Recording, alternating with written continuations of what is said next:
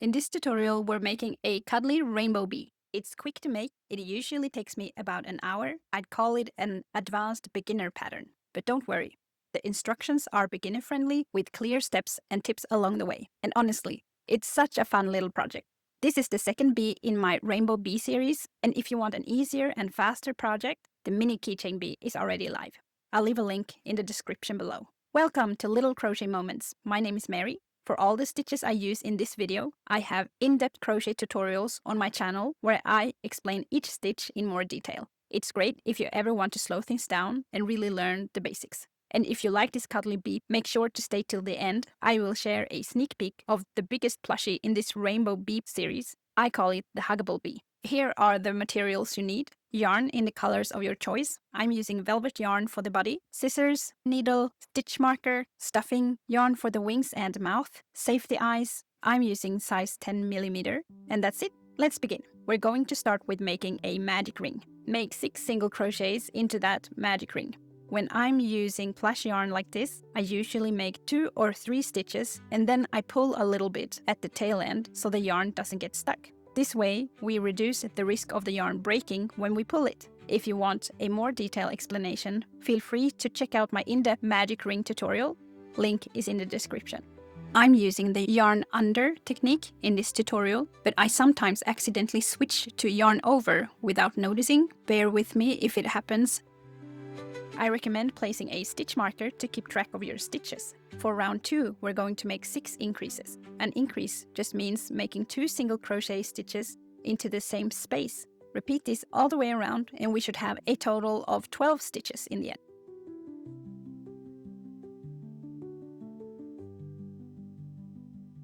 And if you're a beginner, I recommend counting your stitches after each round, just to make sure you haven't skipped anything.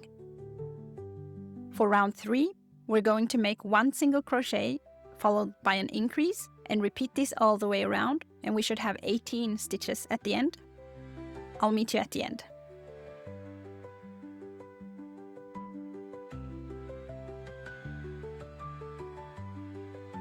For round 4, we're going to make 2 single crochets followed by an increase. Repeat the pattern all the way around and we will have 24 stitches at the end. I'll meet you there.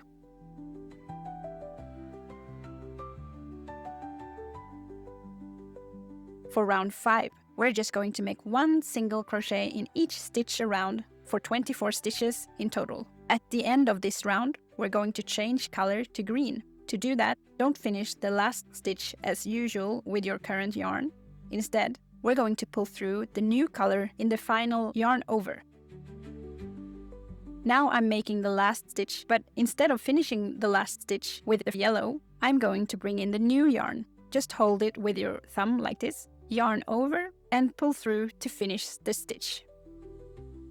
For round 6, we're going to make a seamless color change. To do that, insert your hook into the back loop of the next stitch and make a slip stitch. Here are both loops. This is the back loop, and this is the front loop. Insert your hook into that back loop. To make a slip stitch, just yarn over and pull up a loop and continue pulling that loop through the first loop to finish the slip stitch. If you look here, you can see the front loop from that same stitch. I recommend placing a stitch marker in that front loop. It will help us later when we finish the round. This slip stitch actually counts as the last stitch of this round. I'm going to show you guys a neat little bonus trick to avoid tying all those yarn ends together from the color changes. Just lay the yarn end along the edge and crochet over it as you go. You can pull the end slightly if needed. We're going to make 3 single crochets followed by an increase and repeat all the way around until we have 30 stitches. Crocheting over the yarn end can feel tricky at first, but by the end of this bee, you probably have the hang of it. The yellow yarn end can just tag along. We will pick it up later. I'll meet you at the end of this round to show you how to finish this color change. Okay, now we're back at the slip stitch we made earlier, and this will be the last stitch of the round. Insert the hook into the front loop and into the slip stitch we made before, like this. Now there should be 4 loops on your hook. Finish the single crochet stitch. For round 7, now we will place the stitch marker in the stitch we just made. This will now be our first stitch of this round. I'll explain why in a sec. Make 30 single crochets. By making the last stitch the first stitch of this round, we will keep a straighter color change line that we can later hide under the wings. Otherwise, the color change seam would start shifting sideways. At the end of this round, we're going to change color again, back to yellow. I'll see you at the end.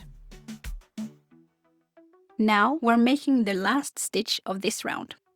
Instead of pulling through the green yarn, we're going to pull up the yellow yarn to finish the round.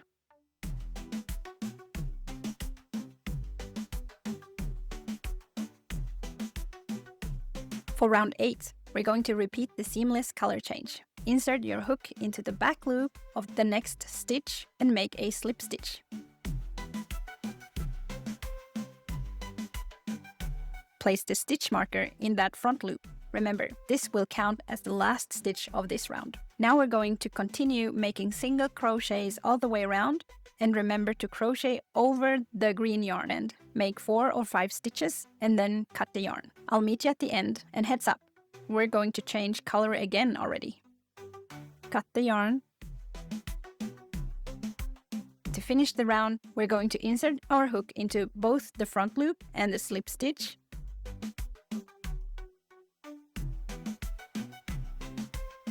Four loops on your hook.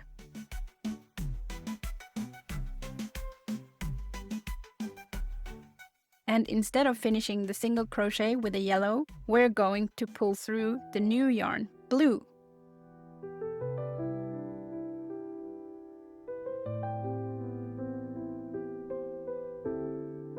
For round 9, make a slip stitch into the back loop of the next stitch. Mark the front loop. Crochet over the yarn end to secure it. Single crochet all the way around. I'll see you at the end.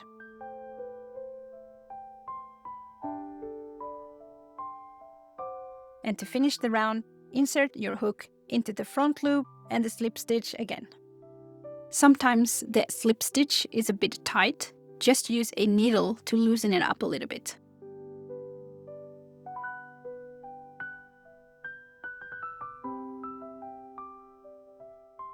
And again, we're going to place a stitch marker in the stitch we just made to make it the first stitch of the next round. Round 10, just continue making single crochets all the way around, and at the end, we're going to pull up the yellow yarn again. I'll see you there. Pull up the yellow yarn. Round 11, slip stitch into the back loop of the next stitch. Place a stitch marker in the front loop. Single crochet over the blue yarn end and continue all the way around, and in the last stitch, pull up the pink color. Cut the yarn.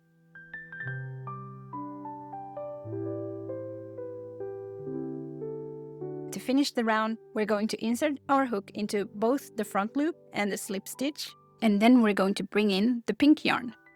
Now that we made a couple of seamless color changes, how's it looking on your end? If you have any questions, feel free to ask in the comments. I would love to help if I can. And I'd really appreciate any feedback on this tutorial, as it really helps a lot as I work on improving my tutorials for you guys. Round 12. Repeat the steps again. Make a slip stitch into the back loop of the next stitch.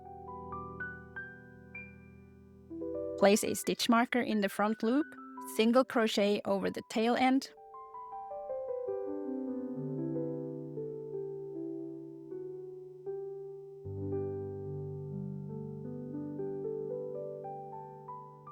Insert your hook into the front loop and slip stitch.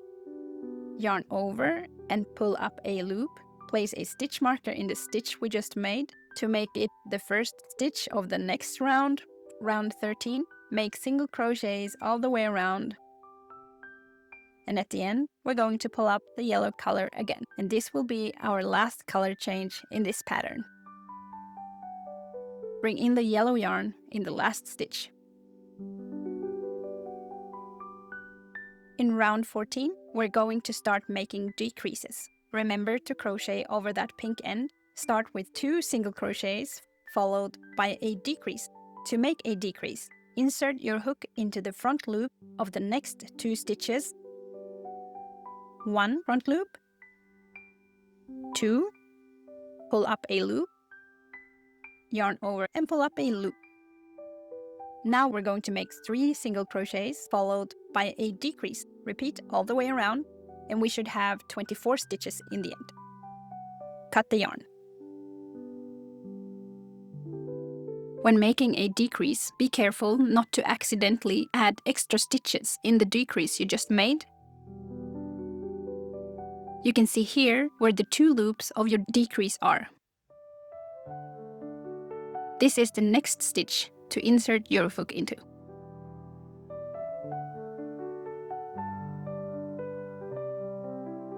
And to finish the round, insert your hook into the front loop and the slip stitch again. Place a stitch marker. Round 15, start with 1 single crochet followed by a decrease, and then make 2 single crochets followed by a decrease. Repeat all the way around, and in the end there should be 18 stitches. Before we start the next round, we're going to attach the safety eyes. I'm using size 10mm. To place them evenly, we need to find the middle of the bee, and we'll be hiding this line of color changes under the wings. I usually just look and see where the eyes look best. There's no exact stitch count here. Just try to place them evenly on both sides of the center. Try placing them loosely first and step back and see what looks cute to you. Once you're happy with the placement, just go ahead and snap them in.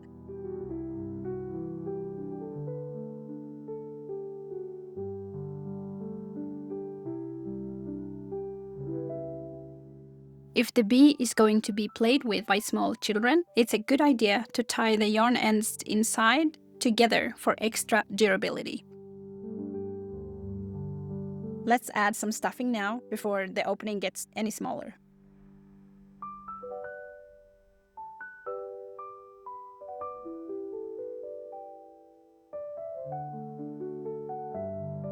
Round 16. Make 1 single crochet followed by a decrease. Repeat until we have 12 stitches.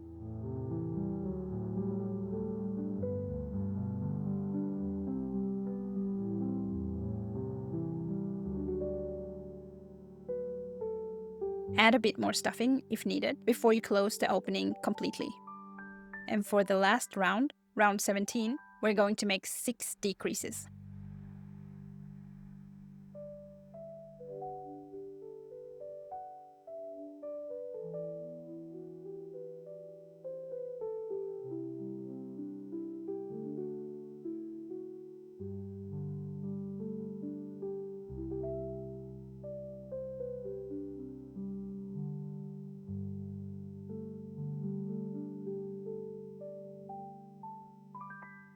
Cut the yarn and pull the yarn end through.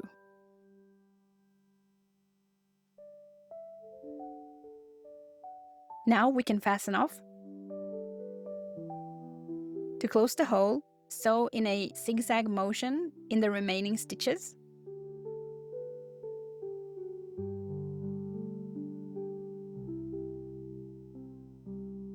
Then insert the needle through the body a couple of times to secure it. I'm soon going to show you how to make the wings. If you made it this far, thank you so much for crocheting with me today. I hope you're having fun making your Cuddly Bee. I'd love to hear how it turns out and what yarn you use. Let me know in the comments below. Now it's time for the wings. If you already watched the Rainbow Keychain Bee tutorial here on my channel, the wings are made the exact same way.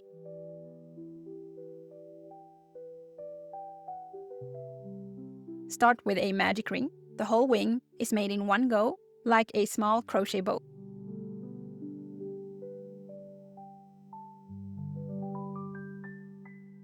Now we have our magic ring. We're going to make 5 chains. Each wing begins with a chain 5, followed by 3 double treble crochets, and ends with another chain 5. To make a double treble, yarn over 3 times. Insert your hook into the magic ring, yarn over, pull up a loop. We should have 5 loops on the hook. We're going to yarn over and pull through 2 loops at a time until 1 loop remains. And you finished your first double treble. Make 2 more double trebles. Yarn over 3 times. Insert your hook into the magic ring, pull up a loop. We should have 5 loops on the hook. Yarn over and pull through 2 loops at a time until 1 loop remains.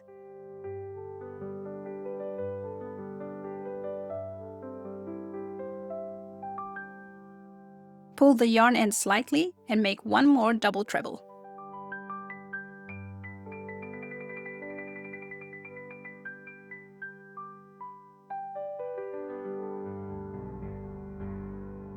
Finish the first wing with another chain 5, and then slip stitch into the magic ring.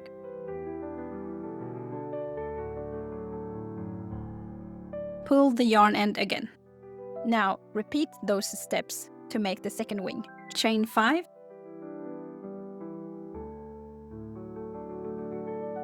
make 3 double treble crochets,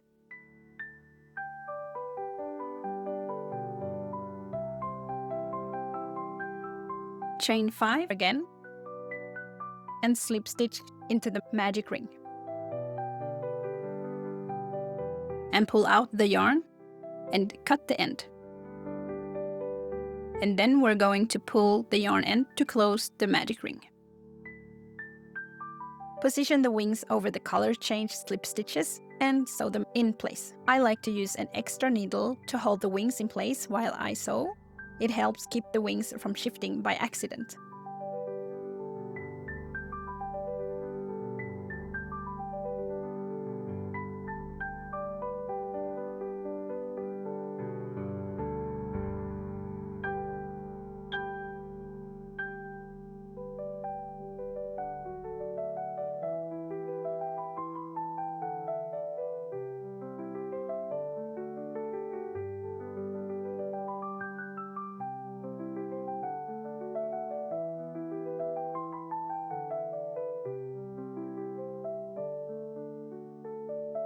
Secure the yarn ends with 2 knots and hide them inside the body.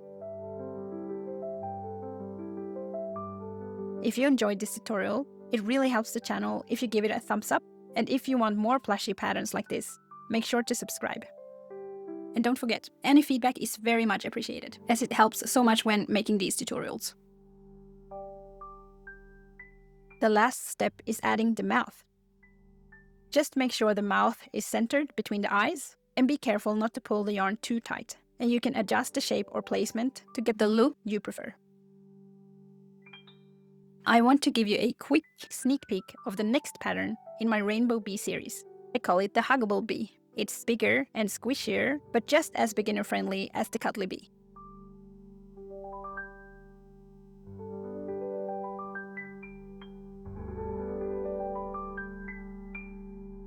And here's your finished Cuddly Rainbow Bee. I hope you're happy with the result, and thank you so much for sticking with me till the end. You can also add some cute blush to the cheeks if you like. It's a fun little extra touch. Thanks again for watching.